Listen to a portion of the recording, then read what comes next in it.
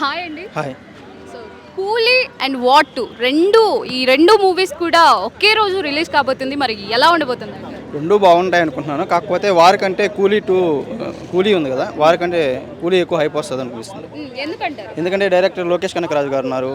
చూస్తే అన్ని సైడ్ నుంచి నార్త్ నుంచి అమీర్ ఖాన్ గారు, మన కన్నడ నుంచి ఉపేంద్ర గారు ఉన్నారు. మన ఇక్కడ చూస్తే నాగార్జున, అక్కడ రజనీకాంత్ అంటే పాన్ ఇండియా మామూలుగా ఆడతాయి. ఎందుకంటే నాకు తెలిసి కూలీ ఎక్కువ హిట్ అవుతుంది అనుకుంటున్నాను. సో వాట్ టు చూస్తే జూనియర్ ఎన్టీఆర్ గారు అండ్ హృతిక్ రోషన్ ఇద్దరు ఉన్నారు కదా, బాలీవుడ్ స్టార్ అండ్ మన టాలీవుడ్ స్టార్. ఎన్టీఆర్ గారి గురించి అయితే మనకు ఓన్లీ ఏపీలోనే వెళ్తారు. మామూలుగా ఫ్యాన్స్ ఉన్నారు కానీ ఎందుకంటే ఓన్లీ ఎన్టీఆర్ గారి కోసమే వెళ్తారు. వార్ టూకి అయితే కూలీ అయితే బాలీవుడ్ ప్రేక్షకులు జూనియర్ ఎన్టీఆర్ని యాక్సెప్ట్ చేయరా? చేస్తారు.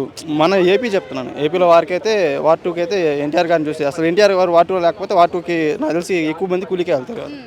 ఎన్టీఆర్ గారు ఉన్నారు కాబట్టి వార్ టూకి వెళ్తారు అని చెప్తున్నా.